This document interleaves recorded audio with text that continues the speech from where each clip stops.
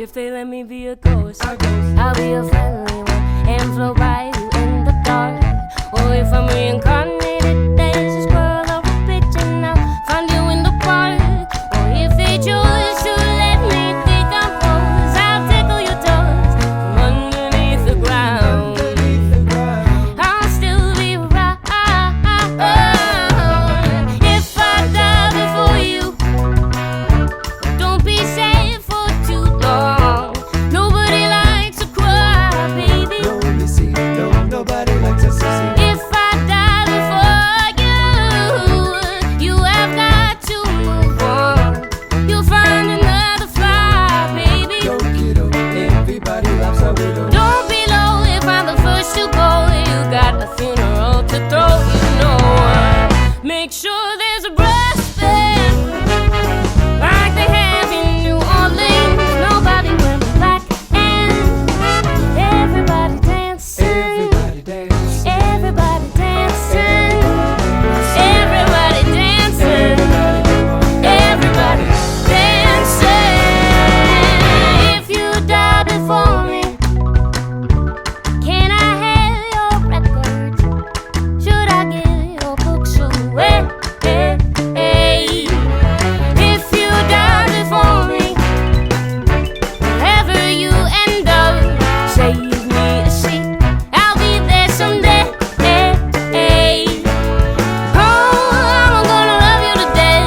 So after my last breath, I can die happy. I can die happy. I can die happy. I can die happy. I can die happy. I can die happy. I can die happy.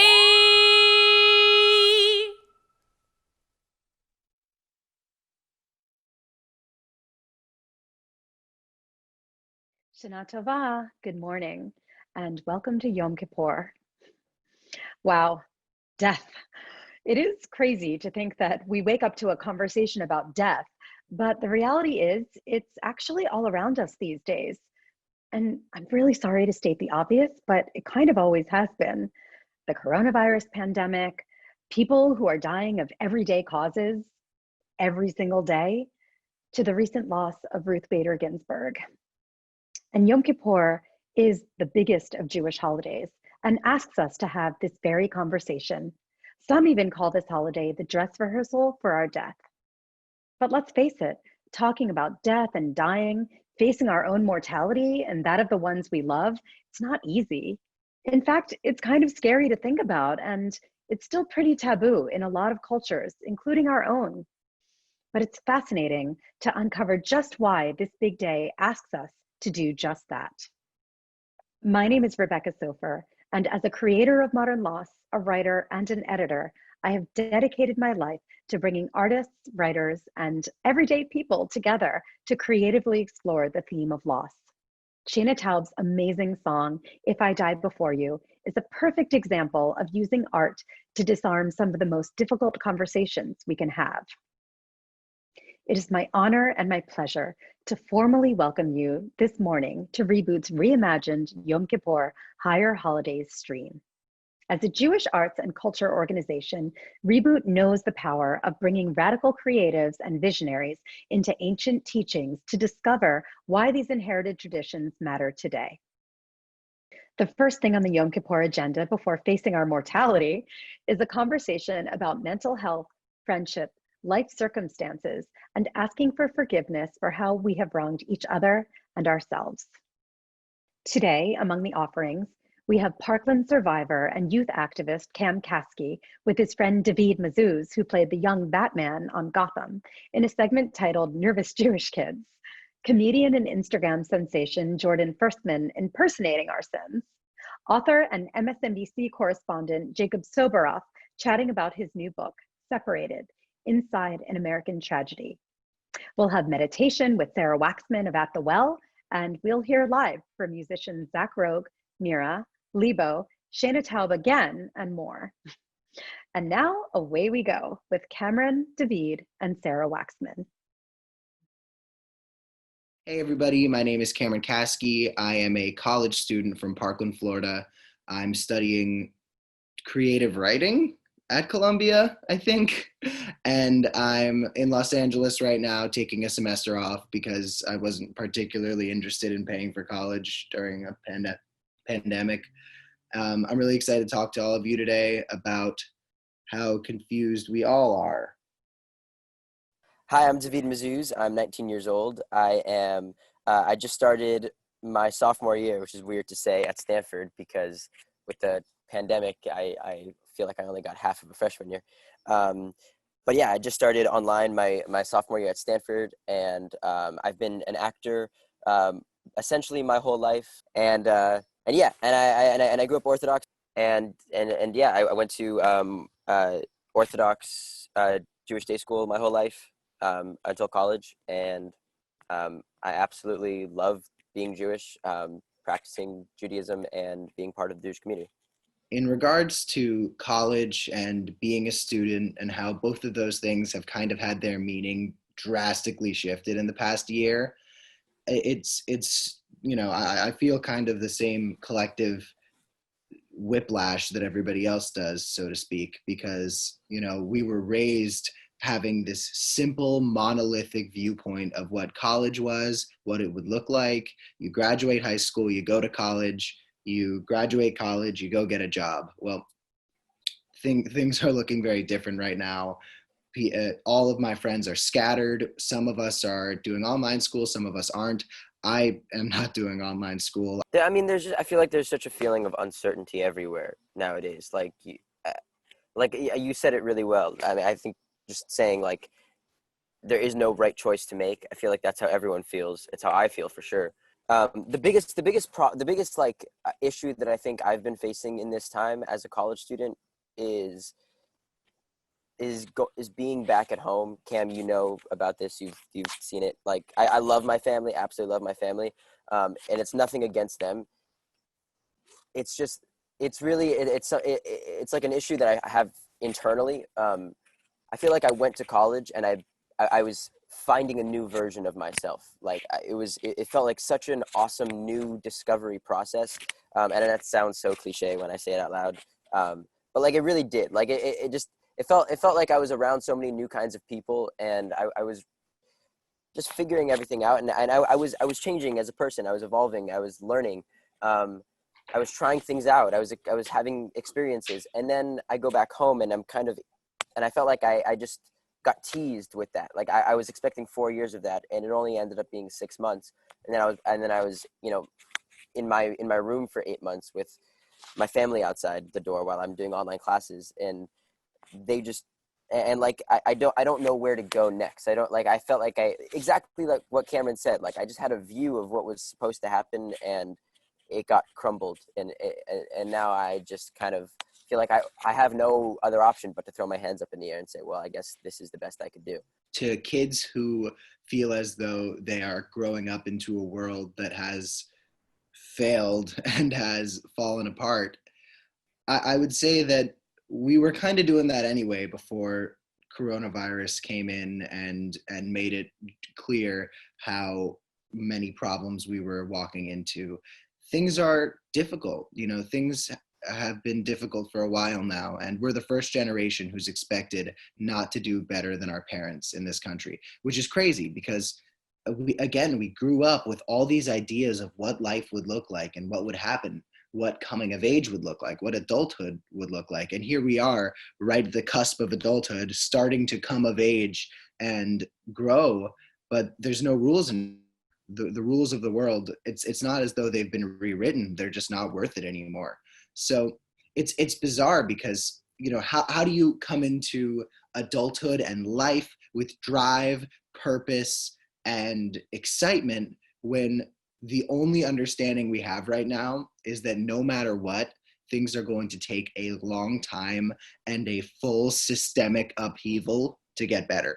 And that's daunting, right? I mean, it's frustrating when I was in high school and I would be auditioning for a play or a musical. I had an overwhelming sense of dread that I wasn't good enough. And that was, because I wouldn't have gotten Tevye in Fiddler on the Roof.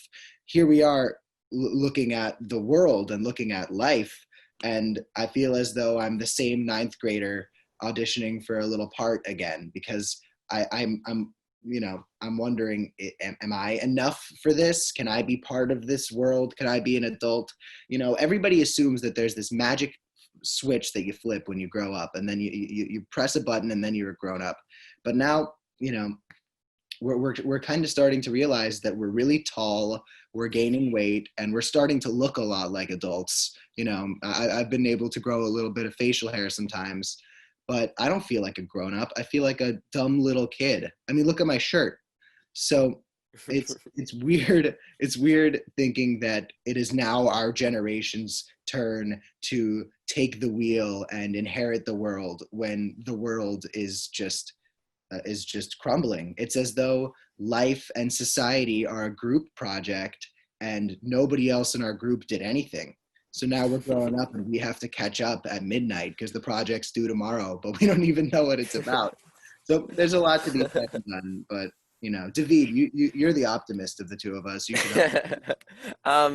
Dude, it's crazy. It's crazy how much I think about what you just said. Like, I'm quarantining with some college friends to start the quarter, and I just remember last night we were all sitting in the basement, and I was just looking around and thinking, like, wow, everyone, like I was just looking at all like my college friends, and I was like, wow, these people are all adults. These people are all fully grown people. I guess that makes me one too.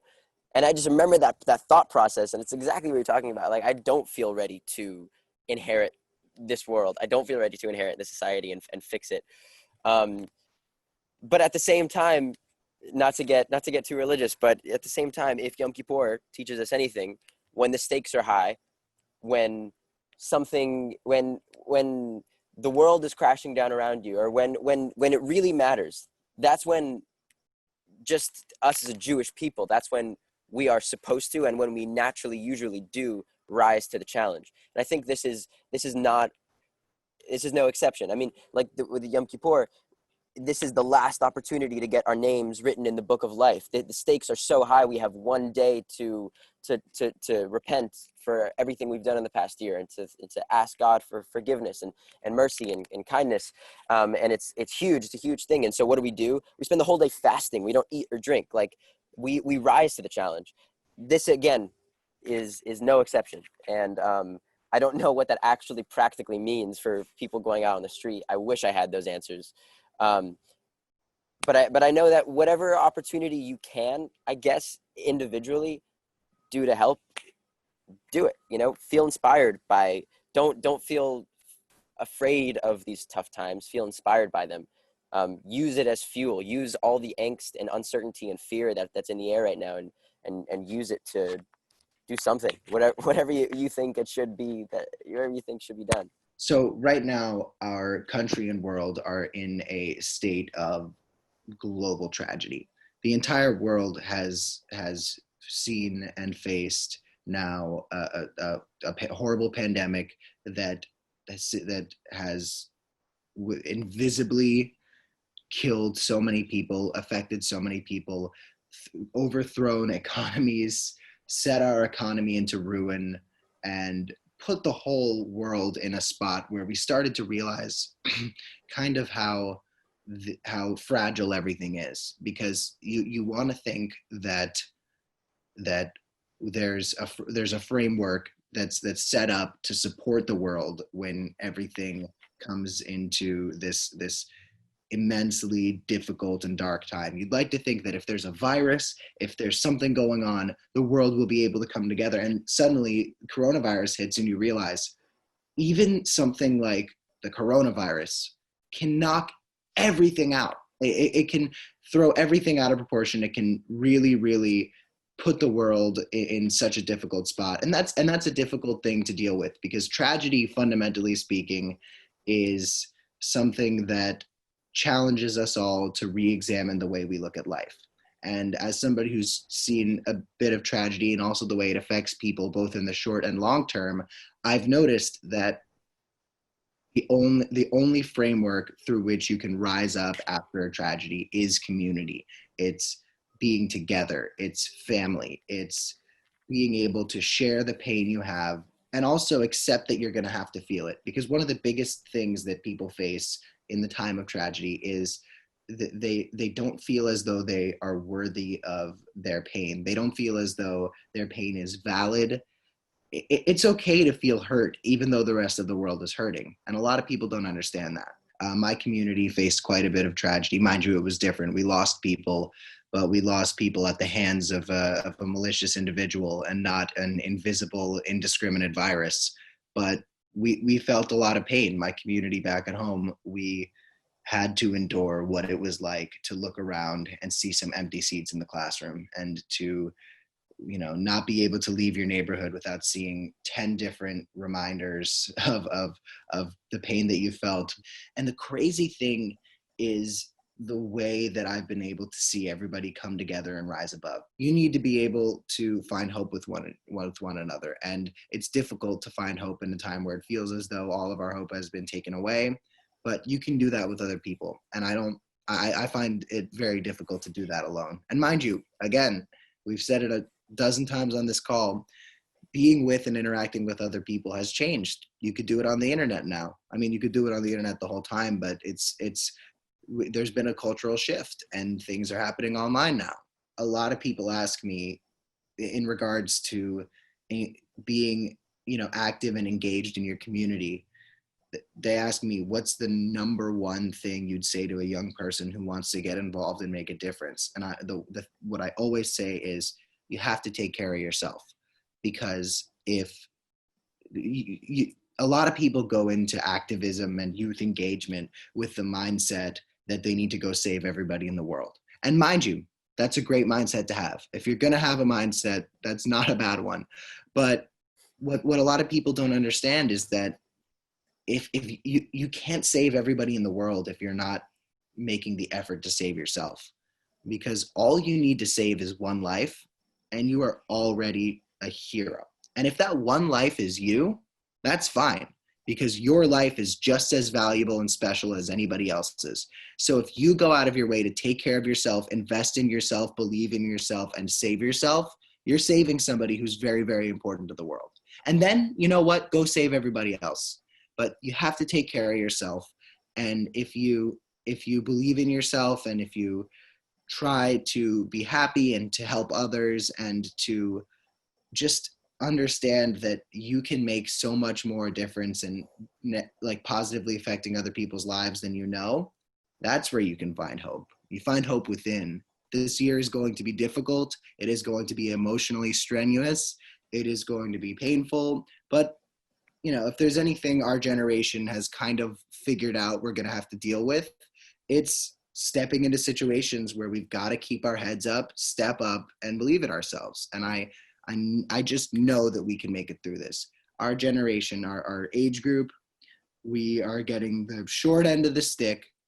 But if we reframe our mindsets to be focused on laying out the framework for how much better we are going to come back and how much higher we're going to rise when we rise up, well, then everything's going to be fine. First of all, thank you for watching two guys who have no idea what we're talking about talk about stuff we have no idea what we're talking about.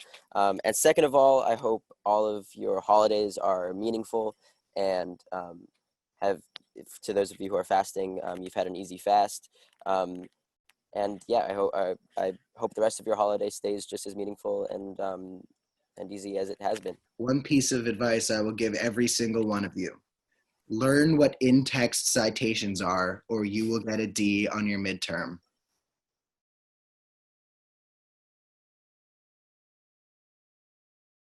Hi everybody, my name is Sarah Waxman. Welcome to my backyard in Arizona. I'm here in the desert with you all this Yom Kippur. I'm so grateful to be here on this incredibly special day, on this really important day. On this day, we're wearing white. We've stripped away all of the distractions around us. We're afflicting ourselves, and that is really intense. But what's important to remember is that even though this year is different, and that you might be at home, on your couch, by yourself, or with a couple of other people, you're not alone. We're here together. And Jewish wisdom always teaches us that we have to do this personal work alongside each other in community. So we're gonna spend a couple of moments together doing some real tshuva, turning towards ourselves, and reflection work. You're gonna need a journal, and that's it. So grab something to write with. If you're not writing today because it's a holiday, then take this moment to talk to the person that's next to you about some of these prompts that I'm going to bring forward in this moment. Stick with me. I know this day is intense. I know that a lot of us are starting to feel hunger and some of those pains inside. But those are the exact things that we're supposed to feel. Hungry for waking up together. Hungry for our ability to say yes to our lives and to take this Yom Kippur as a day of wellness. It's important for us to realign ourselves, to get centered. And this day, this one day of the year, where we are supposed to feel broken and we are supposed to be vulnerable, asks us to be strong and brave. And so we need you, and we need you to stay with it. Like I said before, this is a realignment day, and this is a wellness day. This day helps us get more connected to our bodies, to our souls, and to our communities. Forgiveness is about freedom, and freedom feels good, but not the work to get to it. The work to get towards that freedom can be really hard, and that's why we have one day a year to do it, and that's why we're doing it together. Forgiveness happens in our hearts, in my heart, in your heart, the person's heart that's next to you, and our family's heart and the community's heart. And that heart work has to be done today in order for us all to step forward into 5781, living as close to our light and our values as we possibly can. So I want you to take out your journal and let's get to this hard work together. My first prompt for you, either writing or talking with the person next to you, is write down the places where you missed the mark. The places where you didn't walk your walk, where you didn't live up to your values, where you acted or said things that are not exactly what you think your highest self could be. I'm not saying that you're a bad person. I'm saying actually that you're completely human and that you're doing exactly what humans do, designed to mess up and to miss the mark. But on this day, we're noticing it. So take a couple moments to write it down.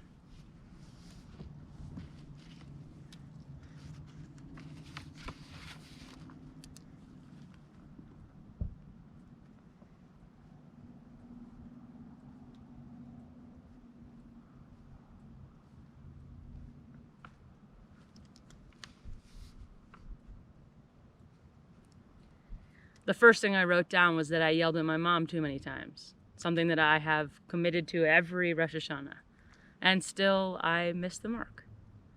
On Yom Kippur, this day is asking me to be vulnerable. One of my favorite teachers on vulnerability is Brene Brown, and she talks a lot about being willing to step into the arena, to live your life brave and fully present to your aliveness. And Yom Kippur is the ultimate arena day. It is the ultimate day for us to say, I'm here. I'm ready for this bravery. I'm ready for this vulnerability. I'm ready to be strong, and I am ready to feel broken. So keep going. Keep writing this stuff down. This is your moment, and we're all doing it together.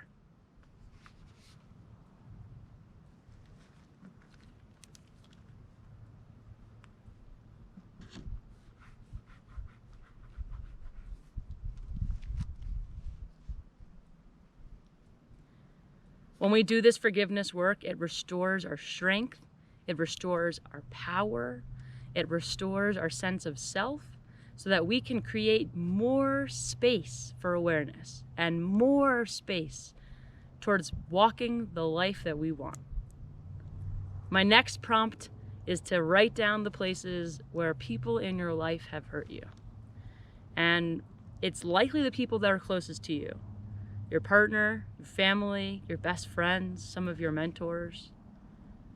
Write it down so that we can take stock of it, so that we can address it together.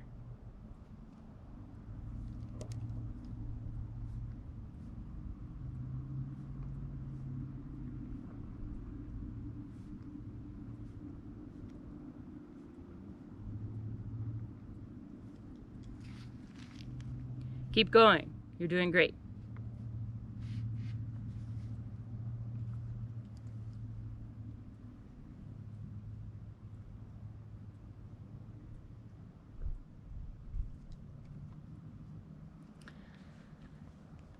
Some days in the Jewish calendar we're commanded to bring joy. And some days we're commanded to plant trees. And some days we're commanded to dance and to learn and to be together. Some days we're commanded to retell the story of our ancestors' freedom. But on this day, we're commanded to feel broken. Keep going. If you have tears swelling up in your eyes, like I do in this moment, then you're doing the work. If you haven't gotten there yet, then keep going.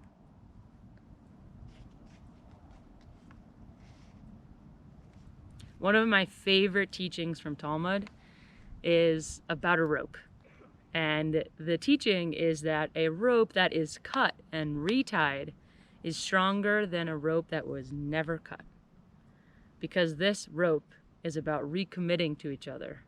And actually, when you do that, you get closer. Recommitting to my relationship with myself, recommitting to my relationship with the people that I love close in my life, and recommitting my relationship to my community, to my country, to this globe. So notice the places that have been severed. Get really, really, really clear about it. Feel the sadness and the grief and the anger that comes up with it. So that by the end of this day, we can retie that rope with each other.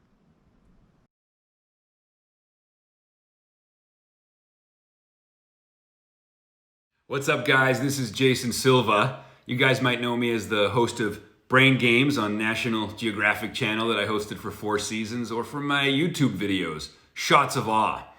So, Yom Kippur, the Day of Atonement, the day of sitting with ourselves, of taking stock of our lives. Perhaps a day to contemplate our mortality, to contemplate transience and ephemerality. The fact that nothing lasts, the fact that all is fleeting. Perhaps it's an opportunity to put aside any possibility of taking things for granted and instead take nothing for granted. Be grateful for the miracle of being alive, of being healthy on this planet, of having people you love, of having a creative capacity to create beautiful things in the world and make a dent in the universe. To be grateful, to be of service. You know, we tend to trivialize our lives with trivialities. We tend to distract ourselves and numb ourselves with busyness. But if there's one thing that Yom Kippur could offer you is a chance to put a pause on all of those things and think about the hidden dimension of reality, to think about the deeper things, to think about the mythopoetic dimension of life, the space of romance, literature, dreams, relationships, mortality, possibility, imagination, family. And we don't do enough of that. So perhaps this Yom Kippur, this day of atonement, this day of taking stock of your life and contemplative introspection can offer a portal, a stargate to a deeper life. And if that is possible today and from this video, well then that'll be worth something. In any case, sending you guys so much love and a happy Yom Kippur. Shana Tova. Cheers. Guys, sins. Wait, who's excited? Yeah, we're gonna be forgiven soon. Oh yeah, no, it's like the humans like take a day and they don't like eat or whatever. They think, they pray, they repent, and then we're just like nothing we did matters. It's amazing. It's my favorite day of the year. Every year. Like lies, forgiven. Cheating? Yeah, cheating. I see. Yeah, you're forgiven too. Murder, I think weirdly, like, yeah, like, I think, like, in the eyes of God, like, you'll be fine. You're still definitely going to go through the legal system. You're going to have to do that. Like, that is a different structure. Like, we are not associated with that. So you'll be dealing with that major. But yeah, I'm just like so ready. Cause like I'm a sin, like I sent back a salad even though I was like 3/4 the way through it. Like I had eaten most of it. And it's like, it's not that big of a deal, but like I have lived with that shame since this happened in like October of last year. So it's been 11 months of just like, okay, like it's like let's move on. But yeah, it's gonna be great. It's gonna be great. We should all like party before, like all the sins, like get together and just like have a rager before we don't exist anymore. Like murder, cheating. Like I know y'all have been wanting to hook up. Like now's the chance, because like soon these people, they're going to be praying, they're going to be repenting, and there's going to be a new batch of sins coming in, and we'll be gone. The new class, if you will, the new class of sins. And hopefully they'll learn a little bit from their mistakes each year, but probably not. But yeah, so I guess I'll see you at the party. Bring mezcal. It's better than tequila. It's better than tequila. It is, because it's the agave. It makes it smoked. Okay, I'll bring it. Okay. All right, I'll see you guys there. We definitely all have sins to cast off and send to that mezcal party to help take us deeper into Yom Kippur's complicated themes of mortality and needing to find the goodness in the darker moments. We welcome back our songwriter circle from Rosh Hashanah, Zach Rogue, Mira, and Lebo.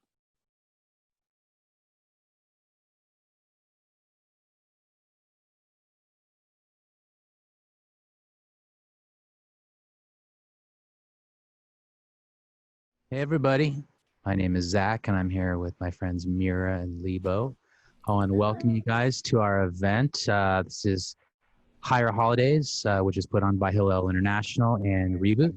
The song that I'm choosing to do to kind of kick this off is by a songwriter who I love very much, who just passed away like a month or two ago. His name was Emmett Rhodes, and he was a really special songwriter, multi-instrumentalist. He's one of the in the late 60s, early 70s, was one of those whizzes who could kind of record and play everything on his own. He's a really special guy. And I wanted to choose a song to honor him because he was wonderful, but also the song is, to me, very relevant. It's called Live Till You Die. And it's about remembering those that have passed and contemplating your mortality. But I think it's also in terms of the way it relates to repentance. If you're not living a full life, if you're not taking charge of your life and taking agency over the decisions that you make, then that's not really living. And so I think part of repentance has to do with what action can I personally take for myself, and instead of maybe blaming others. So I know that I could do that better than anyone at this point in my life. All right, I'm going to make a little switch here. Then I'm going to. All right.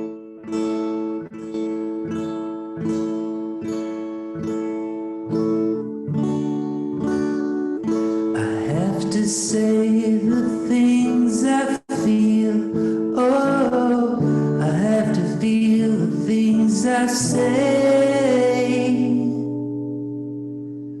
You must live till you die. You must fight to survive. You must live till you die. You must feel to be alive. You must live till you die. See the sun rising in the east, welcome warm days. Feel my heart flying every time we're alone, babe. Everything around me has been changing, so I can't let go. Oh no, you must live till you die. You must fight to survive. You must live till you die. You must feel to be alive. You must live till you die.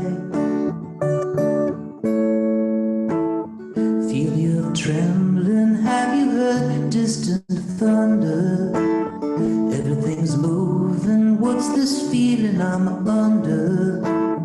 Everything around me has been changing, so I can't let go. Oh no, you must live till you die.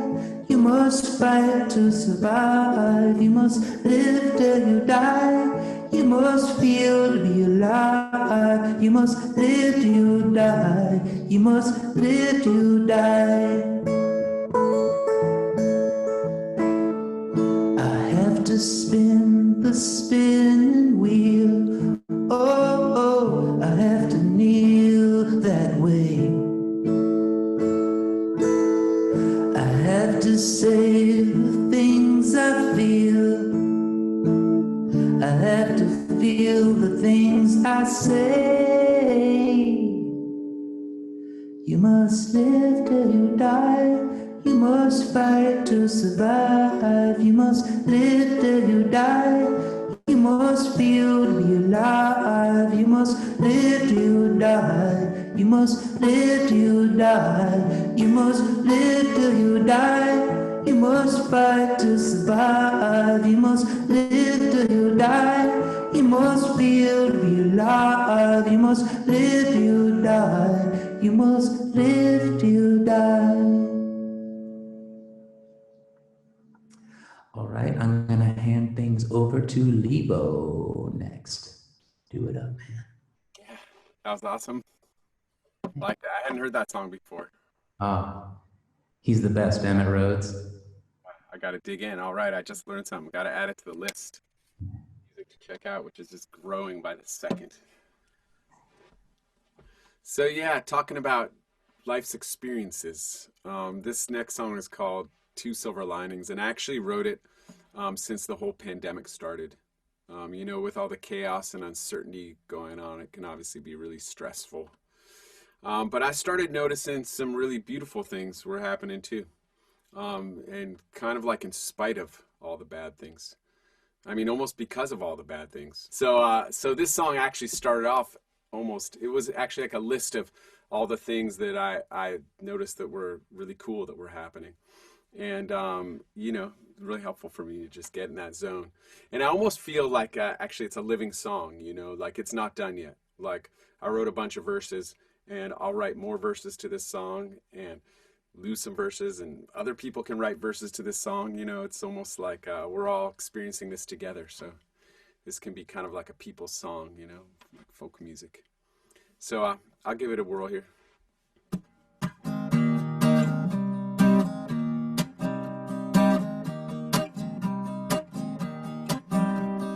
Reeling with my troubles, I was stuck in my head. Rivers of emotion and waves of dread, but it's two silver linings that gives us ahead. Yeah, two silver linings that gives us ahead.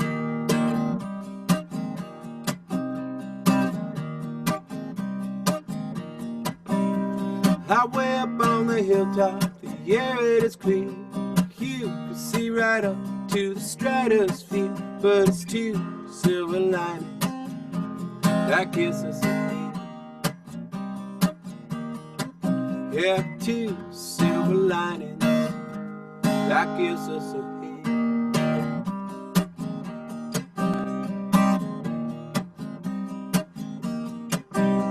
Well, I lost all my games, it was giving me fear. I just wrote the song for you, I'm singing it here. Two silver linings that gives us ahead. Yeah, two silver linings that gives us ahead.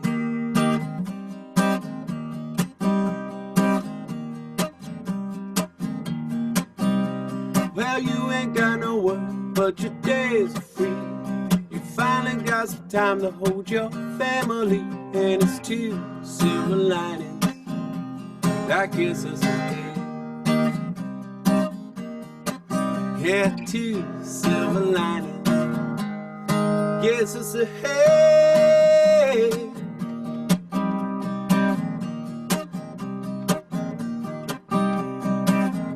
Everybody's the shepherd of their own damn mind. Each responsible for their own good time. One step back just means that you're two steps away. Let those two silver linings show you the way. Hey, yeah, yeah. Back when we were busy, we were stuck in our doing. Now we are here instead of doing what being, and it's two silver linings that gets us ahead.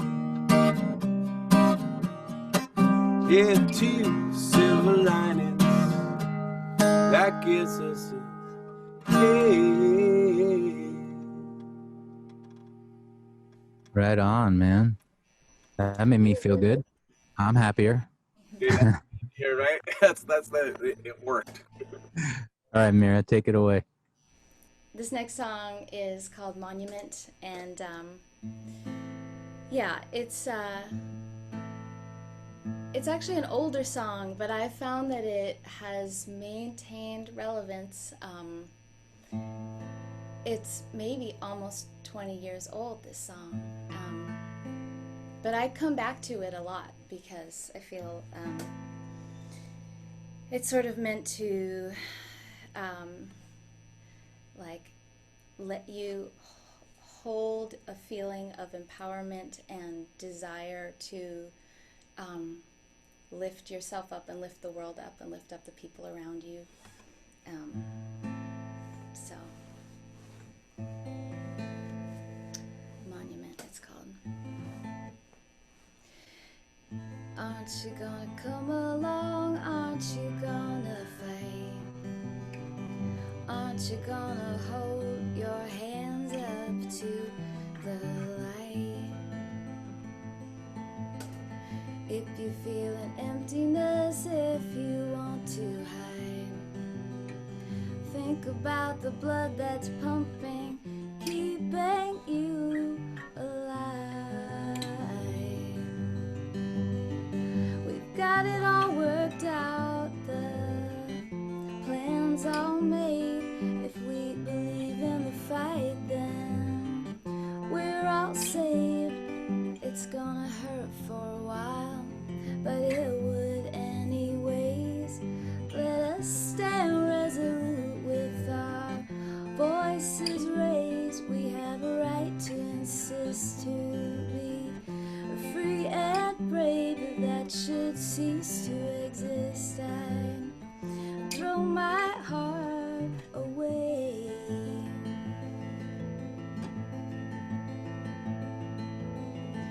Aren't you gonna come along? Aren't you gonna fight? Aren't you gonna hold your hands up to the light?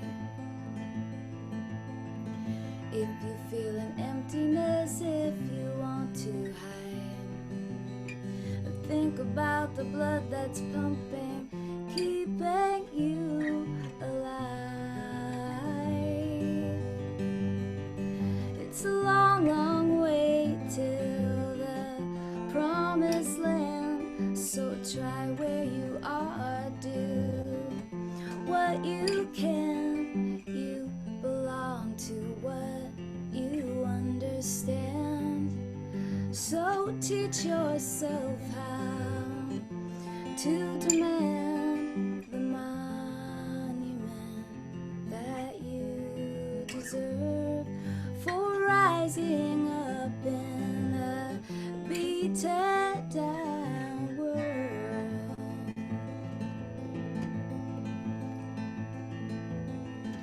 Aren't you gonna come along? Aren't you gonna fight? Aren't you gonna hold your hands up to the light? If you feel an emptiness, if you want to hide, think about the blood that's pumping, keeping you alive.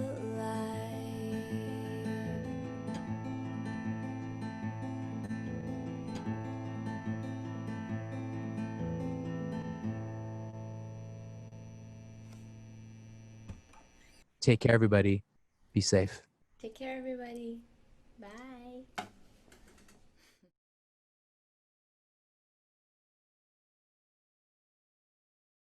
Hello, all. It's such an honor to be with you this morning as we make our way through the most awe-inspiring day of the Jewish year.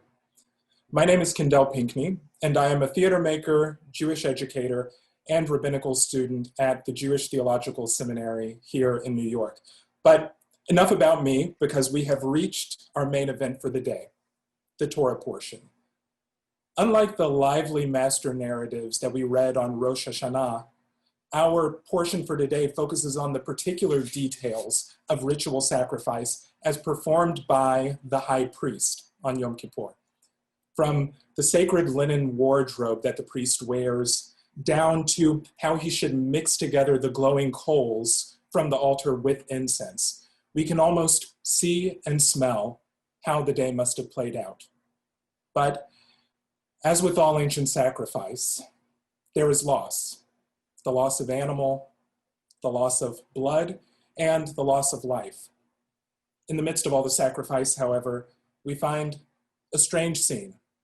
We read that the high priest randomly selects one goat by lottery, which we call the scapegoat, and then the priest sends the goat off into the wilderness, carrying the sins of all of Israel. By sheer chance, this goat gets to live another day. But as to the fate of this goat, no one really knows. Our understanding of the word scapegoat has a very different feel today. Today, it's not a ritual roll of the dice. Instead, it signals a very intentional act where one person places the blame on an innocent bystander. Sure, with both kinds of scapegoat, people pass off the blame, but in the Torah, it's a mythic, holy process that allows our ancestors to own up to their sins. Whereas today, it's an act where someone rejects responsibility, and that can lead to repercussions that are all too real. Thankfully, mercifully, our tradition is not silent about those innocent people who become scapegoats today. If we listen closely enough, we can hear the voice of justice in our Haftarah today when the prophet Isaiah says, "Is such a fast that I desire, a day for humans to starve their bodies? No, this is the fast that I desire, to unlock the fetters of wickedness, to let the oppressed go free, to break off every yoke. It is to share your bread with the hungry and to take the poor into your home. When you see the naked, to clothe them, and to not ignore your own kin." These are powerful words. And their power raises the question, who is our kin?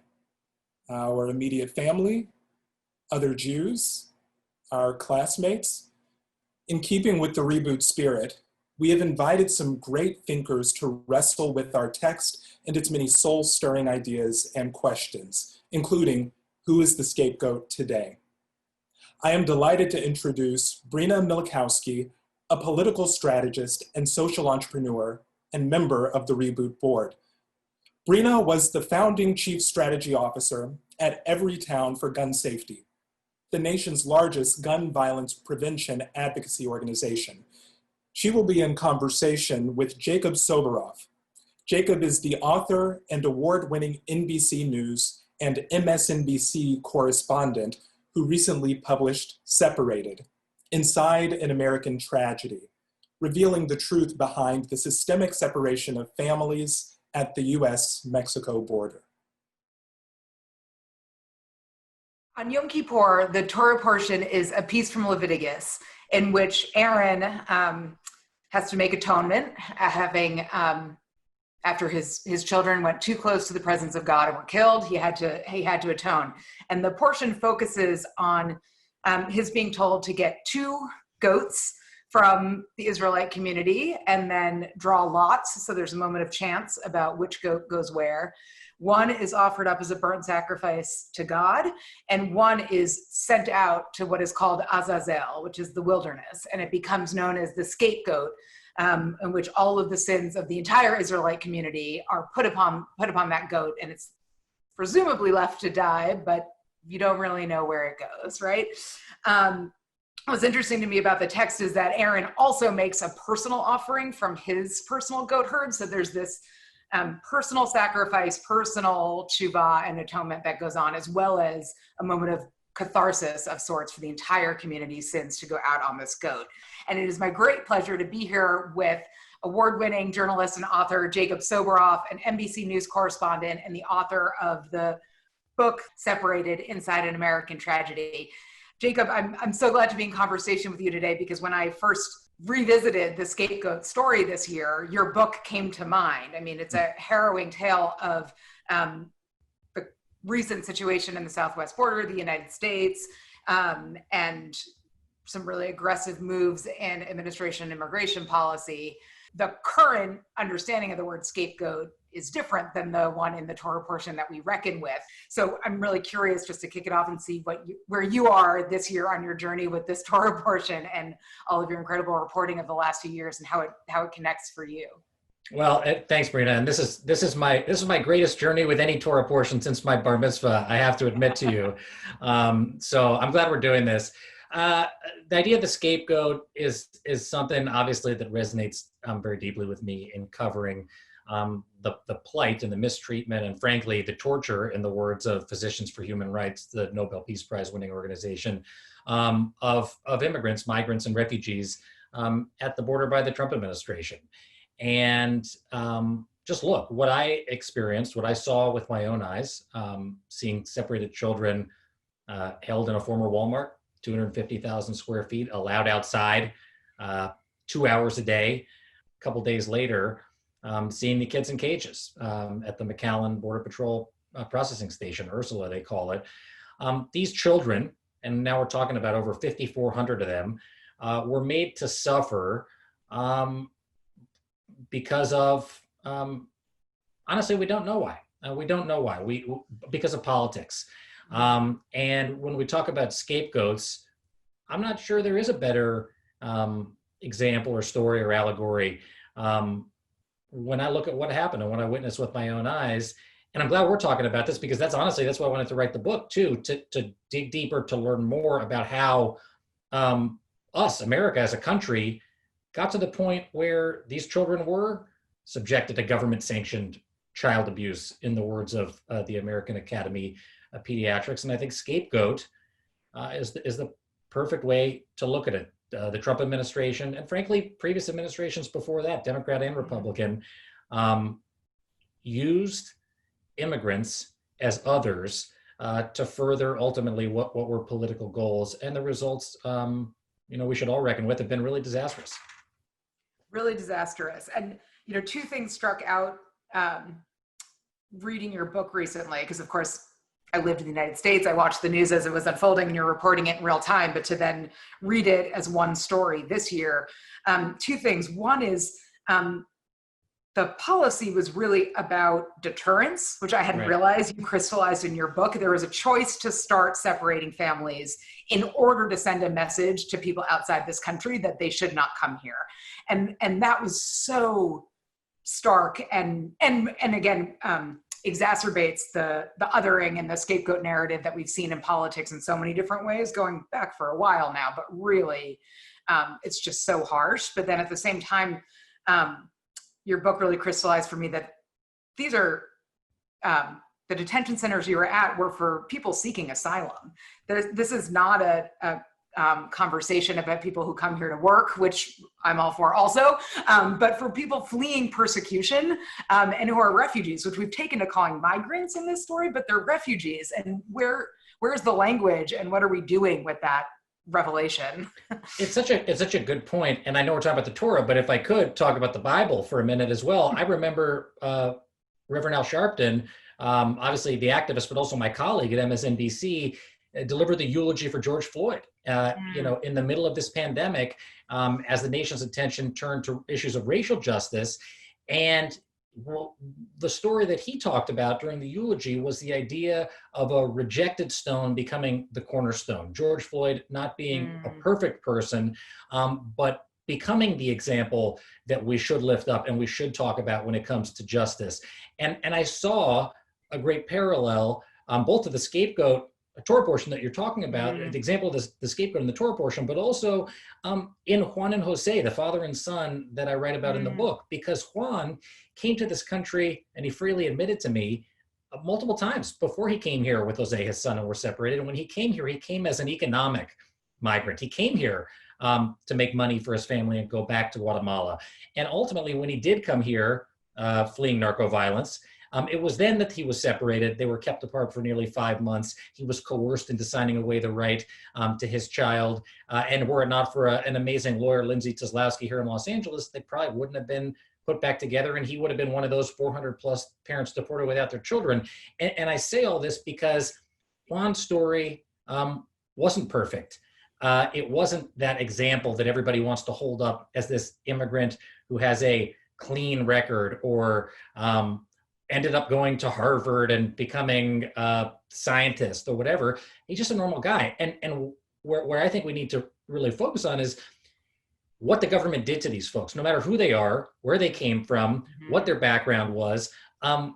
This is a story about the United States government perpetrating violence, both physical and emotional, upon the bodies of these refugees. And I think one day we're going to look back, when we talk about scapegoating and others and othering, on the separation of children from their parents by the Trump administration, and what got us to this point, in line with the other ignoble moments in American history, Native American genocide and slavery and Japanese internment and the turning away of the St. Louis. I mean, I'm talking about how we should think of this in the broader context. I'm not saying or comparing specifically to these other events, but this is who we are, I'm sorry to say. And I'm curious to ask you, so what part of what it sounds like in your book what moves you to write this story is to catalog what it felt like to be the one who was bearing witness, who was reporting these facts and uncovering them on the ground. But it also seems like you've wrestled a little bit with where the line is as from being a reporter to being a person telling a story and living it in real time. How has that experience been to you, and where do you sit with that now? I think maybe that's a controversial thing to say as a reporter, but I don't believe in neutrality. I just don't. We all come to our lived experiences or events through our lived experiences, right? Who we are, where we came from. I'm undeniably a person who is white and privileged and grew up in Southern California and went to private school, and I'm Jewish, and the list goes on and on. Like, I'm probably, I'm certainly not the best person to tell the story of 5,400 Central American refugee children being taken away from their parents, but it just so happened that I ended up there. And I'm also a father of two young kids, and was a father of a young kid at the time that I was down there. And credit to my bosses at NBC, who never said to me, don't do this because you come to this with a set of experiences and you have opinions about it. This happened, and you were there, and you saw it through your eyes, and tell us what you saw. And I believe, as a journalist, it's possible to both have opinions, but also to be fair. It's not unfair to describe cages as cages. Mm-hmm. It's not unfair to say the Trump administration was doing something unprecedented and cruel when it was doing something unprecedented and very obviously cruel. It was backed up by experts. And so, I've learned a lot about being a reporter in doing this story, because this wasn't always the type of stuff that I did. I've learned that I shouldn't be the only voice telling this story. And I read in the book at the very beginning that there are over 5,400 stories about what happened, and they each should be told, and they each should be listened to. And there are other journalists who were at this before I was, and there are experts and advocates and people who had much more direct skin in the game before I ever showed up on the scene. But it doesn't mean we should turn away. It doesn't mean we should hide the way that we feel about things. Mine is just one story of many, and I just try to be as honest as I could about that. And there's something really powerful and important, both for the historical record, as you're saying, and for these ethical and moral questions we have to deal with, in particular around these moments of atonement and this annual cleansing we do, about what it means to have been the ones to have seen this, and what stories get recorded, and what atrocities we face. And I've had a lot of conversations in the last few years, living under the current American regime and situation, what it means to be a Jew, a child of immigrants, and someone who was raised with a heritage that was really keen on telling our own stories, trying to learn from our past, certainly never forgetting our past and from moments of persecution. And there's, at the same time, being a white person in America, and not all, but many in our Jewish community are white too, and have been afforded certain privileges and absolutions of sorts because that, we were raised to kind of put ourselves in the shoes of the refugees and those who were persecuted, because that's what so much of our history is. But that's not who we are in your story, right? Or in Juan and Jose's story, or I as the reader of your book, or the observer of these immigration policies. And where does that leave us in terms of what we can do, both to expiate our sins going past, to perform teshuvah and atone, and be, ethical Jews and citizens going forward? It's exactly why I named the book Separated Inside an American Tragedy, because that's exactly what this is. This is a tragedy that's on all of us, that was done in all of our names. And me, I hope, in the book, am a stand-in for many of the folks who are watching us talk right now. And what I learned in the research and the reporting for the book is that it's really easy to go after Donald Trump for separating thousands of children seeking refuge in the United States from their parents. But it's a lot harder to reckon with the fact that both Democrats and Republicans made this possible. Where I think this really started was with Bill Clinton in 1994, Prevention Through Deterrence, where he made migrants choose between going through hostile terrain, basically a life or death situation, or staying home in these desperate situations that they were fleeing. And then George W. Bush starts DHS post 9/11, expands the Border Patrol exponentially. Barack Obama deports more people than any president in the history of the United States, and builds the facilities that had the cages that Donald Trump put the separated children into in response to a surge of Central American migrants in 2011, 2012, 2014, 2016. So the fact Donald Trump was able to do this is because none of us were paying attention. I said none of us. It's not true. I mean, immigration advocates and lawyers fought incredibly hard against President Obama and his policies and all the other administrations. But a lot of the people today who fancy themselves part of the resistance, I think, had no clue and frankly, no intention of ever standing up to this type of thing until Donald Trump became president of the United States. And I think that was a big mistake. People are wrong when they send me the photos of Jay Johnson, Obama's DHS secretary, walking outside of the cages saying Obama started this separation policy. He didn't. But they're right to say he built the cages to house the children that Donald Trump ultimately put in those cages. Look, these are not black or white, either or conversations to have. They're nuanced. They're very policy oriented. But that's we have to have them. Otherwise, you're not going to understand how the United States was able to torture 5,500 children easily. In terms of reflecting on what we need to atone for as Americans in this moment, or as part of this community, it's a glimmer of hope and inspiration too, to think about how any one person's actions, I mean yours too, in reporting, can in fact make a big impact on where things are headed, right? I really honestly do not believe that I probably deserve negative credit, because as you read about in the book, I missed this at many different key inflection points. Like I was covering the border and did not see it coming. But what you made me just think of is actually a conversation I had with Juan and Jose, Juan specifically after the book came out, when I was down in Yuma covering President Trump's visit to the border. And he said to me, if you see President Trump, because they don't let me anywhere near him, but I was there to cover the visit nevertheless, ask him why he separated us and why he traumatized us psychologically. And that was one of many conversations that I've had with him about all of this. And people watching will be very familiar with the phrase "never again," and that's what Juan and Jose participated in this book with me because we shared that goal to find out how this happened to them, He asked me that question again when I was with President Trump or at the Trump visit. How it happened to them, and to make sure that it doesn't ever happen to anybody else. And so I think it's okay. It's okay to admit that we don't know, and that we were wrong, and that we allowed this to happen. But also to be resolved that that we can't let this happen to anybody else. Anybody with a shred of a moral compass needs to have the courage to call out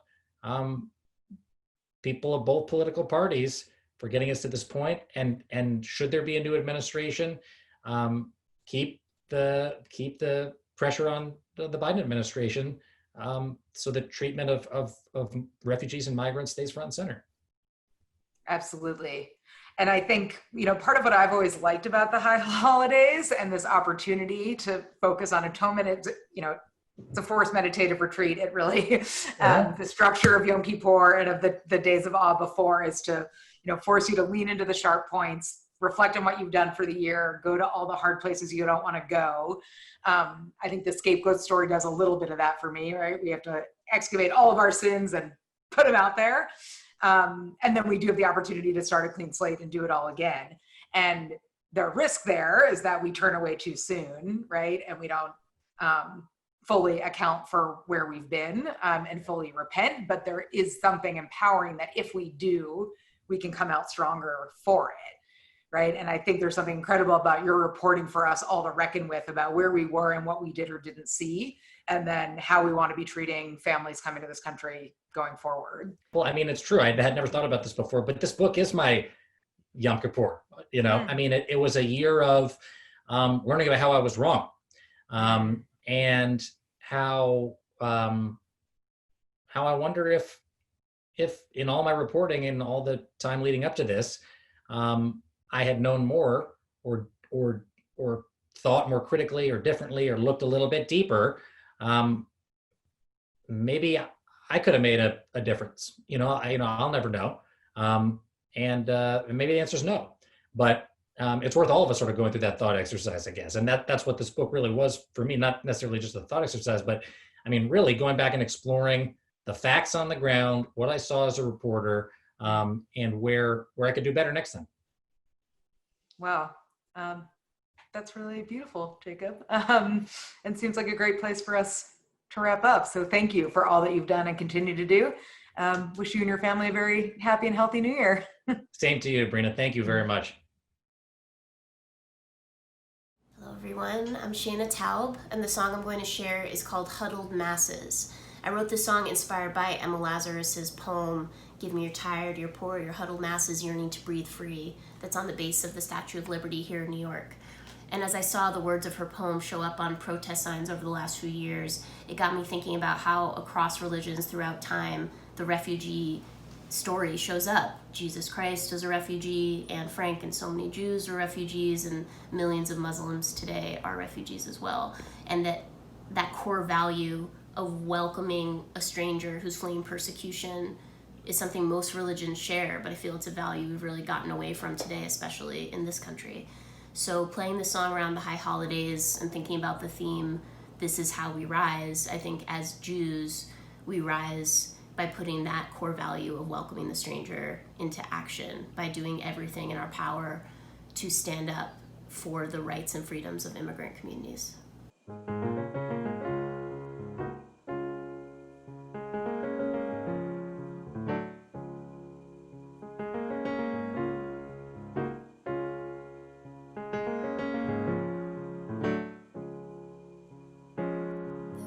Was a little boy who dreamed of preaching the gospel truth. He lived in a country with an evil king who was killing all the youth. His family fled the country in search of freedom's flame. He was raised a refugee. Jesus was his name.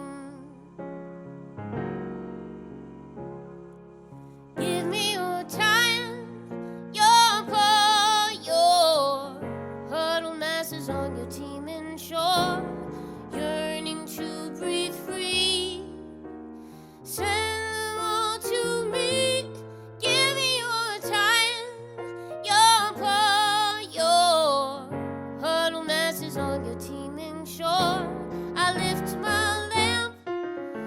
beside the golden door. Remember what I stand here for. There once was a little girl who dreamed of being a writer. She lived in a country with an evil king who burned people who prayed like her. Her family tried to flee it to keep their kid alive, and was raised a refugee. Just her diary survived. Give me your time, your power, your huddle masses on your teeming shore, yearning to breathe free. Send them all to me. Give me your time, your power, your huddle masses on your teeming shore. I lift my lamp beside the golden door. Remember what I stand here for. There once was a young man who dreamed of earning his degree. He lived in a country with an evil king who bombed his family. He flew to reach our border to start his life anew. He's detained today at JFK. We did not let him through. Oh, let him come through. Give me your tire, your paw, your huddle masses on your teeming shore, yearning to breathe free. Send them all to me. Welcome all Muslims, Christians, Jews, and more. Every child fleeing hate and war. I lift my lamp beside the golden door, and I'll forever lift my lamp beside the golden door.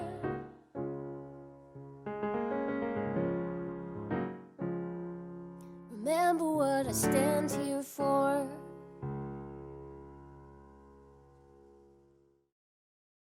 We were truly lucky to get another taste of the powerful voice of Shana Taub, an Emmy-nominated and award-winning songwriter and performer who wrote the music and lyrics for the upcoming Broadway musical, The Devil Wears Prada. Thank you, Shana, for that moving song.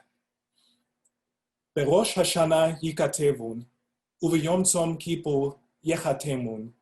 On Rosh Hashanah it is written, and on Yom Kippur it is sealed. According to our tradition, the 10 days between Rosh Hashanah and Yom Kippur form a unique period of divine judgment in which our past year is assessed, written down on a heavenly scroll, and then our fate is eventually sealed. The period was so intensely evocative that our ancient sages described it as a time when the gates of repentance were open. In fact, this metaphor was so potent that they even named the final service of Yom Kippur Ne'ilah, which means closing, after the idea that we are closing the gates of repentance on the sins of the past year. This visual closing of the gates on our time of repentance is meant to make us take notice. It is meant to make our hearts skip a beat, and it encourages us to be present here and now and take our regret and confession seriously. For these reasons, we beat our hearts today and say, Ashamnu, we are guilty. Bagadnu, we have rebelled. Gazalnu, we have robbed, and so on. We utter these sins following the Hebrew alphabet, the Aleph Bet, as if to cover every misstep from A to Z, Aleph to Tav. The beating of our chests is rhythmic and constant, as if we are trying to revive our souls for the new year. Some tap their chests with a closed fist, as if to crack the heart open to repentance, while some tap their chests with an open palm, as if to hold themselves gently through the difficult process of confession. Either way, So long as the repentance is sincere, it accomplishes its goal. Now, some of you might be thinking, cool story, bruh, but whose sins are these? I haven't done any of that. And that is likely true. However, the collective action and language of the Ashamnu prayer communicates a valuable lesson. As the great Jewish philosopher and rabbi Abraham Joshua Heschel said, some are guilty, but all are responsible. Coming up next, we will see an original work on the Ashamnu prayer by the wonderful filmmaker Rachel Fleet. And afterwards, we will hear some personal reflections on the Yom Kippur liturgy and Unatane Tokef by my friend, comedian Alex Edelman.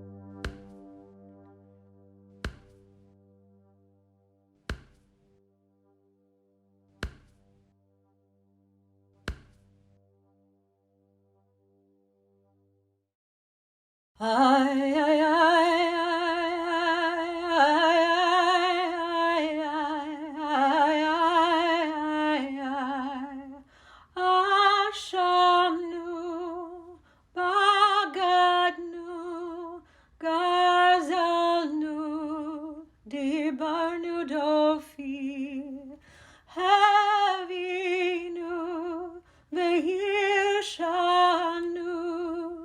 Zadnu, Hamasnu, Tafalnu Sheker. Ay, ay, ay, ay,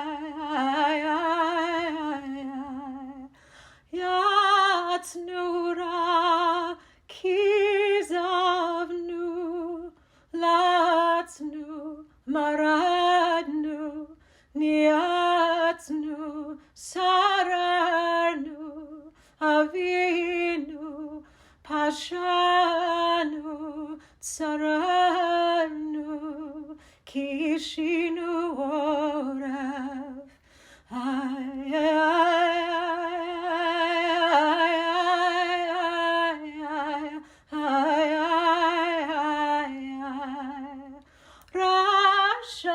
Rashanu, Shichatnu, Tiavnu, Tahinu, Titanu. Hi.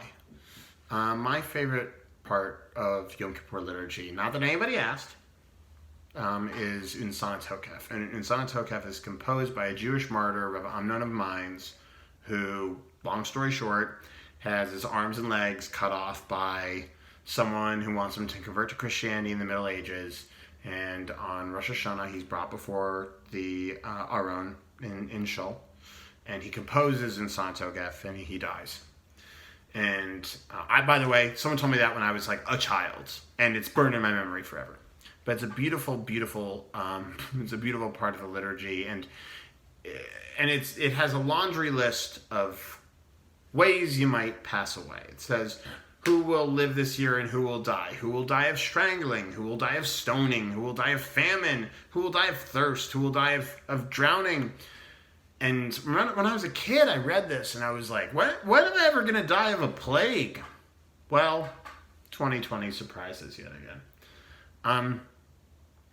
But this is a really beautiful piece of liturgy because, I was reading it this week, and there are people everywhere who still die of these things, who still die of stoning or strangling or famine. And this prayer isn't just a personal intercession that these fates don't befall us. It's an intercession for those who might be fated to be inscribed, not in the book of life. And my favorite line in Sonnet Hokef is, it says that God blows the shofar in a small and thin voice. Kol damama, Kol damama, I'll mispronounce anything, makes the angels tremble. And I love that. It's not a huge voice that the divine uses. It's a small, thin voice. And our voices are individual voices, small and thin, our mindfulness about someone in a country far away who might be at risk of dying of stoning or famine or fire. This is the prayer that makes us mindful of them. This is our one small intercession on their behalf that might make the angels tremble. Shana Tova may be inscribed in the book of life. How did I fumble the last line? So the last line I fumble, who knows? Bye.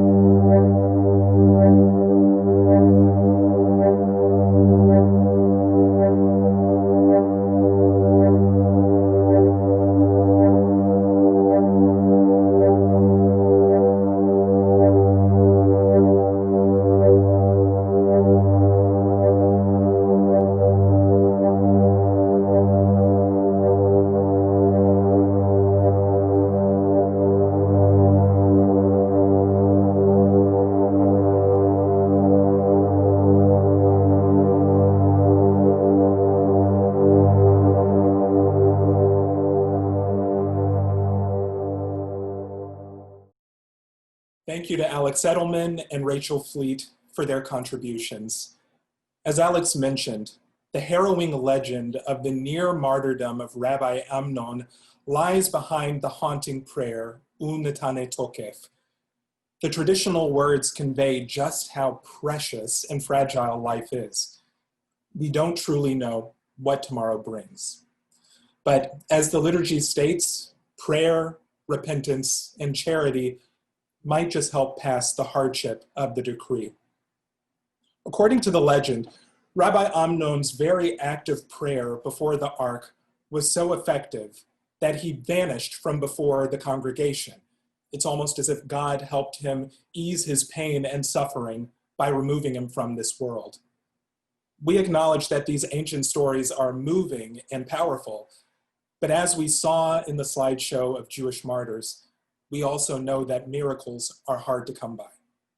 For this reason, it is essential that we remember to tell the stories of those who sacrificed life, mind, and soul to bring about a world that we can be proud to live in. One such individual who has meant a lot to me over the years, a kind of martyr for justice, if you will, is the late John Lewis. Born the son of sharecroppers in rural Alabama, Lewis became a powerful civil rights leader and eventual US representative. The words of Unetane Tokef are appropriate for today. They translate to, let us acknowledge the power. And before he died, Representative Lewis wrote a letter where he encouraged us all to acknowledge the power of our collective action to make the world and the United States a more just place. and I want to read an excerpt of his letter at length. Ordinary people with extraordinary vision can redeem the soul of America by getting in what I call good trouble, necessary trouble.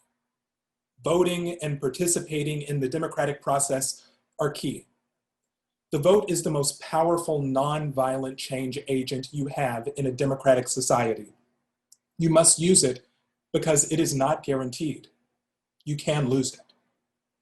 You must also study and learn from the lessons of history because humanity has been involved in this soul-wrenching existential struggle for a very long time. People on every continent have stood in your shoes through decades and centuries before you. The truth does not change, and that is why the answers worked out so long ago can help you find solutions to the challenges of our time. Continue to build union between movements stretching across the globe, because we must put away our willingness to profit from the exploitation of others. Though I may not be here with you, I urge you to answer the highest calling of your heart and stand up for what you truly believe. In my life, I have done all I can to demonstrate that the way of peace, the way of love, and nonviolence is the most excellent way. Now it is your turn to let freedom ring. Powerful words. I recently had a conversation with my dear friend, Shoshana Berger, an editorial director at the design firm IDEO, where she designs everything from school lunch to end-of-life experiences. She is a former reporter at Wired magazine, and most recently, she co-authored the book, A Beginner's Guide to the End with B.J. Miller, who, if you have not heard his TED Talk, seriously, you should. During our conversation, spanning death, John Lewis's legacy, the meaning of the high holidays, and how to live life with purpose, Shoshana and I created this Yom Kippur self-reflection exercise for you all. So grab a pen and a piece of paper, or sit back for 3 minutes and consider the following.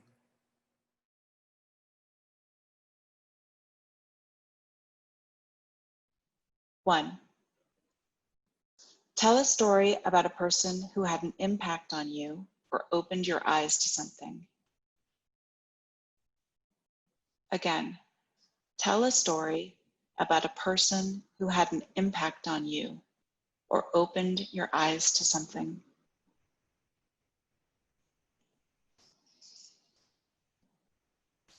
Second question, trace a theme that runs through your life. Is there anything you'd like to change? Again, trace a theme that runs through your life. Is there anything you'd like to change?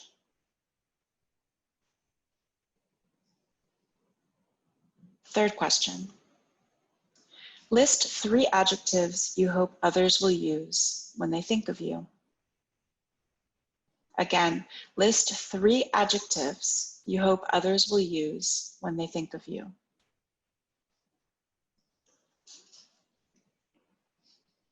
Question number 4. What's an experience you've had that you hope the people you love will have? Again, what's an experience you've had that you hope the people you love will have? And finally, 5. Recall a choice you made based on what you believe in. Again, recall a choice you made based on what you believe in.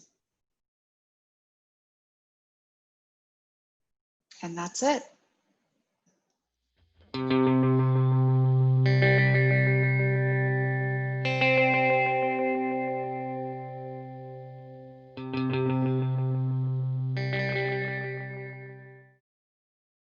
In 2011, Adam Mansbach's Go the Fuck to Sleep was the #1 best-selling book in the world. In the midst of sudden, unexpected fame, he got a phone call from his father and learned that his younger brother had taken his own life. Almost 10 years later, Mansbach wrote an epic poem, I Had a Brother Once, as a way to try to make sense of the loss and tell the story. Throughout his book, Adam weaves together memory and feeling in a way that is reminiscent of our Yizkor service, where later today, we will remember and memorialize the losses of the past years. On this Yom Kippur, we have invited him here to share his story with us. He is joined by Chris Jackson, editor-in-chief and publisher of One World and Mansbach's longtime editor, for a discussion of the power of storytelling to wrestle with grief, depression, love, fame, family, ritual, religion, and how this book came to be. Do note, this conversation will touch on many sensitive themes, so please take care. And we hope you will be here for our finale.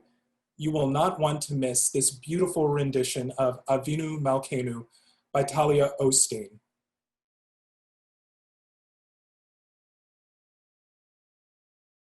Hey, this is Adam Mansbach. I'm here today to talk about my forthcoming memoir in verse. It's one long poem. It's called I Had a Brother Once, and it's about my younger brother David's suicide 9 years ago. It's hard for me to believe it was that long ago, but there it is. So in the book, I sort of try to grapple with the pain and the grief and the attempts to mourn and to find ritual and find meaning, and the way that my own training as a writer leads me to look for narrative and try to make stories when perhaps sometimes it would be better not to try to make stories. The coincidence is that my brother died at a time when my own career was kind of blowing up. I was 2 weeks away from publishing a ridiculous, obscene, fake children's book called Go the Fuck to Sleep that would go on to sell several million copies. So I talk a lot in the book about masks, and the mask my brother wore to hide his depression, but also the mask I had to wear in balancing this private shock and grief with this public moment of success that had me on TV and touring and doing interviews every day for a year, and the disconnect between those two things. So I'm going to be joined in a minute by my friend and editor, Chris Jackson, who's publishing the book at One World Random House in January. But first, I'm going to read a short excerpt from the book. This is the moment at which my father calls me. It's 12:30 at night. I'm in Philly. I'm DJing at a nightclub, and my phone rings. My father said, "David has taken his own life." And I answered as if I didn't understand or hadn't heard. My reply was, "What?" And he repeated it. There is plenty to regret, and perhaps this is insignificant, but I wish I had not made him say it to me twice. The second time I was in motion, walking through the back room, the front room, out into the heat wave night. I wasn't crying yet, but I also couldn't speak or think. My father's sentence was unrecognizable, a cluster of words spinning in a void. The notion that it was all a mistake flashed through me and fell instantly to ash. No parent would say such a thing about his child, to his child, if there was any hope. And here begins a different kind of struggle on this page, akin to keeping the steering wheel perfectly straight, a struggle not to crane out of this shot, not to add voiceover, not to do the one thing I am trained to, which is make things legible, impose structure and plot, motivation, a frame, a double helix of narrative to snake through the spine, to be the spine. Here I am, here we are, not 50 feet from the news of my brother's suicide, and already I can feel a tug at the reins. I don't know if naming these things can sap their power or if it constitutes a sacrifice at their altar, an invitation to the impulse I am trying to disperse. What are the rules of this endeavor? Am I supposed to unfold the moments of this night like an origami crane, crease by crease? Is that the penance or the healing, the ritual, a march toward or away from what? Penance for what? If you are making up the ritual as you go, is it a ritual? If the loss is a hole that cannot be filled, is the remainder of your life the ritual? Are rituals supposed to fill the hole or deepen it until you can crawl out the other side? And who am I that I have to ask? My mother's father's parents were the children of famed rabbis. They came here and founded a Jewish community in Burlington, Vermont, by paying other Jews to keep the Sabbath, making them whole and a minion by handing out the wages they would have lost in observing the holy day. And here I am, not even 150 years later, acting as if the books my people carried and died for are unknown to me.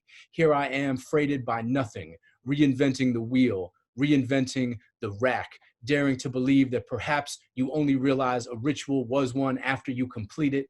Inscribe the final character, a tear falls on the page, becomes the final period, or some stupid maudlin shit like that.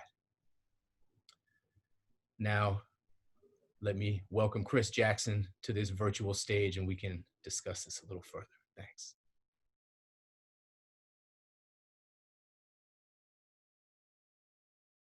Hey, this is Chris Jackson, and I'm here with Adam Mansbach. I'm Adam's publisher at One World, division of Random House. And Adam, of course, acclaimed writer, multi-genre, multimedia, and we're here to talk about his latest book. Hello, Adam. Hey, good morning, Chris. Good morning. Hey. Good morning, Hillel.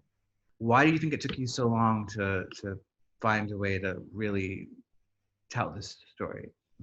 Yeah, that's a good question.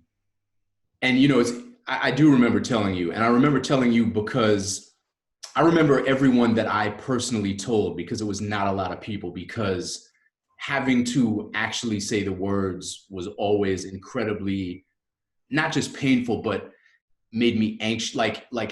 You know, when I decided that I was even going to tell somebody, my heart would start beating fast, and maybe it would be 45 minutes before I managed to say it, but the whole time I'd be thinking about it.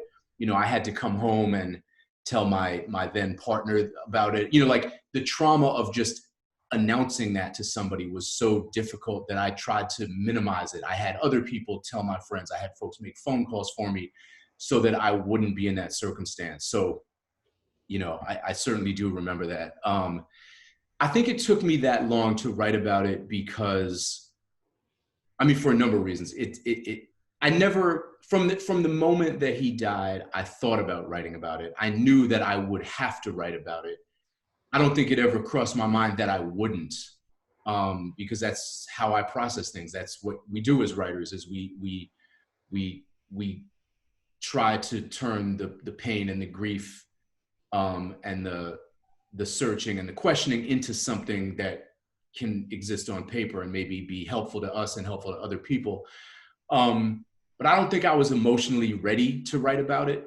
I wrote that piece and then I sat down and I started writing what ended up being this book, and it really just kind of poured out of me. I've really never experienced a writing process like this before. It was incredibly intense.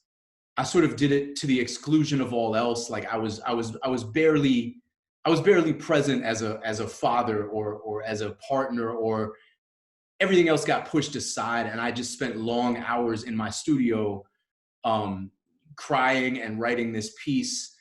And you know, it's like it took me 3 weeks maybe to write this book, but it also took me like 9 years to write this book. Right.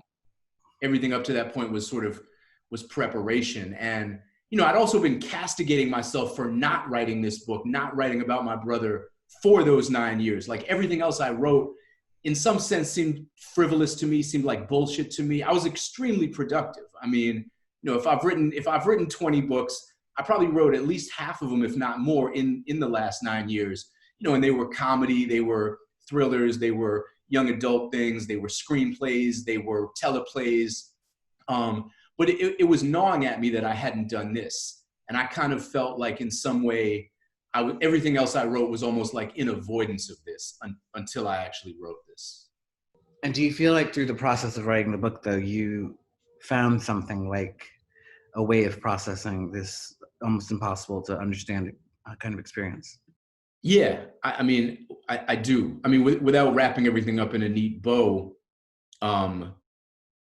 the language helps you access the emotions in some ways. I'll put it like this. I started writing the book, as I said, I started writing it the week of David's birthday, and I had finished it by the anniversary of his death, which is about 5 weeks later, 6 weeks later. And the anniversary of his death is certainly the hardest day of the year for me. There's a visceral way that I can feel it coming. You know, it's not just a date. you begin to, dates have a power, but also it's like there's a physical memory. There's a memory of what the air smelled like at that time of year and the length of the day and all of those kind of things. And I feel it creeping up on me, and I dread it in a way. And last year, when I had finished this book, I was able to face the anniversary of his death in a wholly different way. I felt like I had done my work, and I could grapple with it. I could reckon with it in a way that felt markedly different to me. And again, this year, a year later. It's really interesting. One of the other things, as I said, we talked a lot about was this idea of mask as being a major theme in the book. And a lot of what you write about is this almost pursuit of understanding who your brother was, not just sort of behind the mask, but the way that he could hold within himself contradictory impulses, the way he was maybe masked to himself, in various ways, that he didn't have some kind of absolute clarity. You have this great metaphor used in the book about people being like comparing people to train stations, that, there is no contradiction. The train can go both ways.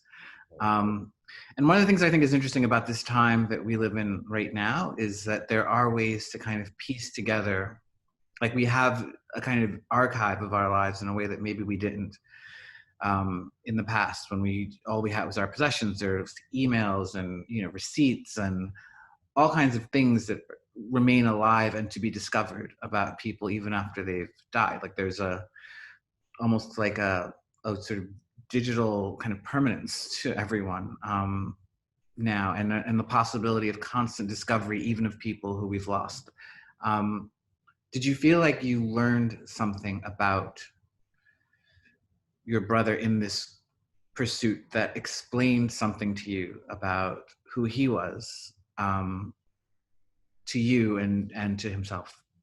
The train station thing is sort of about holding contradictory ideas in your mind. And with a person who's depressed and suicidal, one of the things you have to try to resolve is the seeming contradiction between actions that indicate a desire to continue living and plans to cease living. In my brother's case, I got to his apartment. My cousin and I looked on his computer and found receipts for things he'd bought that hadn't even gotten to his house yet. He bought an expensive skateboard that arrived a week after he died. So it's like, what do you do with that? He had printed out directions to a memorial service for our grandfather who had died a year before and was being memorialized at his place of work a few months later. He'd already printed it out. He was clearly partly planning to attend it and partly planning to be gone by then. So yeah, the idea that these are not contradictory ideas necessarily, but that you can simultaneously be planning to live and planning to die. It's funny, you can go to a suicide survivors group. That's the kind of tortured nomenclature for family members and friends, people who have lived through someone else's suicide. The writer in me thinks it's a terrible name. But one of the things you'll learn at a group like that is the idea that if someone is intent on killing themselves, you can't stop them. And I think that's meant to be, again, like a salve, a balm, a way of divorcing yourself from feelings of guilt.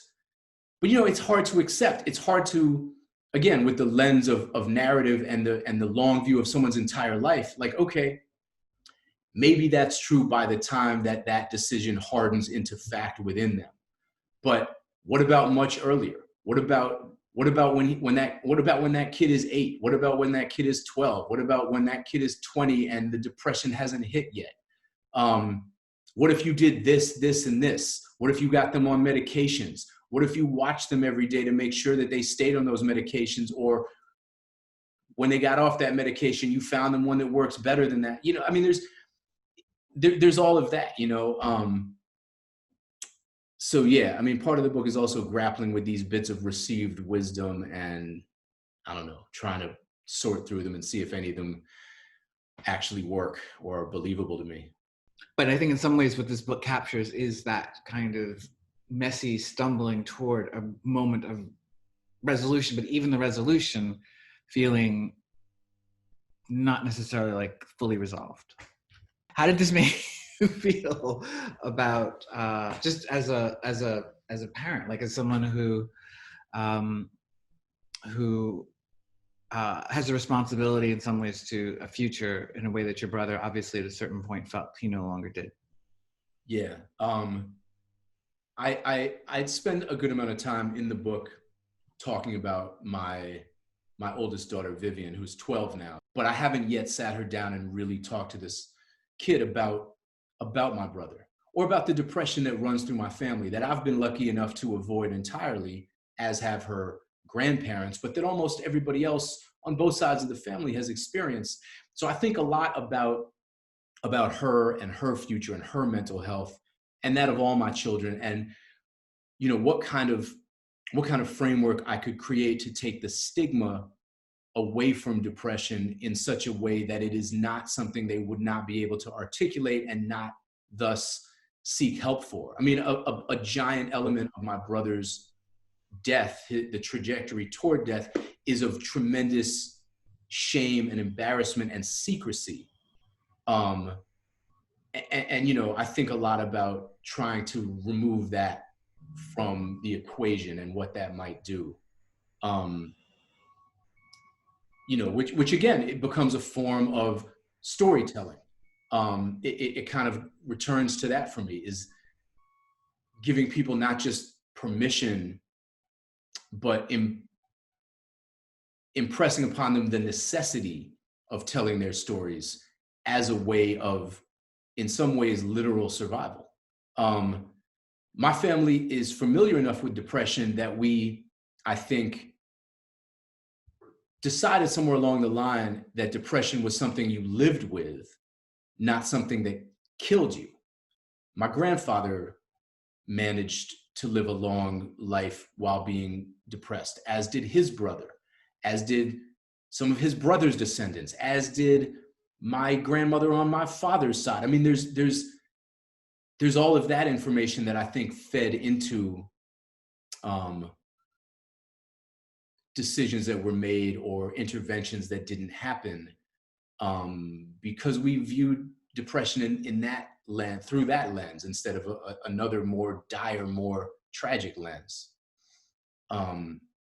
So yeah, I do think a lot about my kids, and there's an entire section in the book, that kind of deals with Viv and with my fear of this thing looming over her childhood.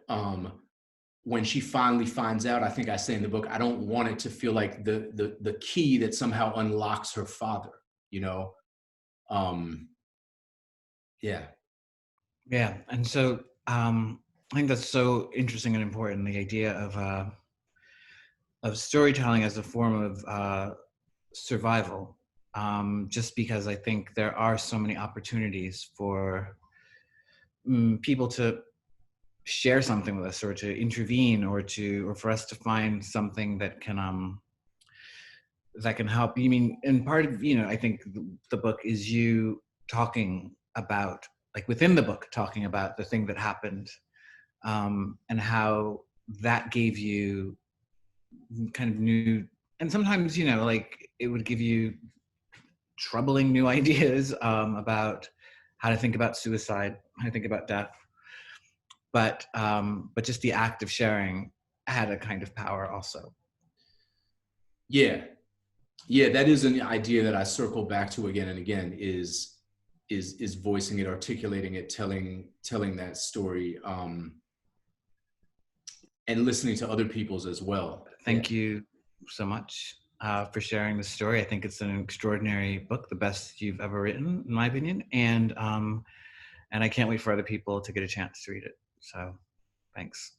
Thank you, man. And not for nothing, I really only wanted to do this book with you, Chris Jackson, because you're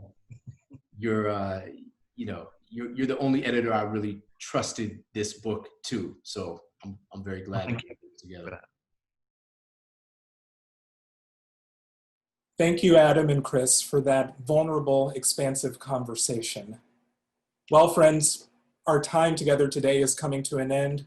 But before we go our separate ways, we are fortunate to hear composer, singer, and actress Talia Osteen sing a beautiful rendition of Avinu Malkeinu, which means Our Father, Our King. For some of us, these words might stir up warm feelings and memories of family, community, and God's care for our well-being. For others of us with more complicated relationships to family, God, not to mention kingship, these words might feel less than ideal. With this description of God as Father and King, we're forced to acknowledge a patriarchal irony. If God is Father and King, then he often feels very distant. And yet, within this irony, maybe we can find a little bit of hope, because the metaphors of fatherhood and kingship are imperfect metaphors for a God who has no body or form whatsoever. And maybe it is here that we can quiet our minds and hearts and begin to think of God not as a king of flesh and blood, but as Hamakom, the place or source from which all things flow. Or if even that feels a bit too cosmic, maybe we can simply look inward and listen for that still, small inner voice, wishing us a day of mindful reflection for a new year. We will be back here for Yizkor and Ne'ilah services at 6 p.m. Eastern Time and again at 9 p.m. Eastern Time. It has been an honor to be with you all today. I am Reboot Rabbinical Fellow Kendall Pinkney, and I wish you a healthy and safe fast and Gemar Chatima Tova. May you be sealed for good in the Book of Life.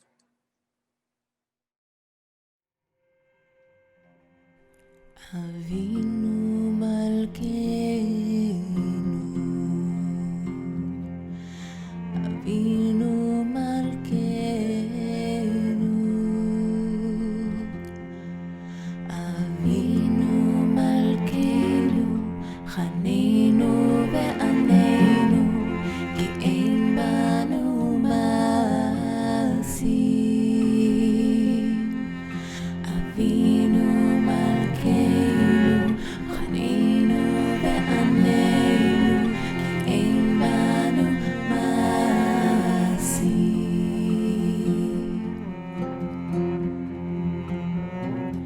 Aseh imanu, tzedaka v'chesed. Aseh imanu, tzedaka v'chesed, ve'hoshienu.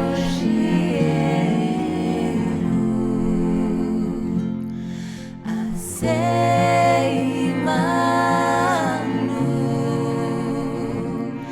tzedaka v'chesed. Aseh imanu, tzedaka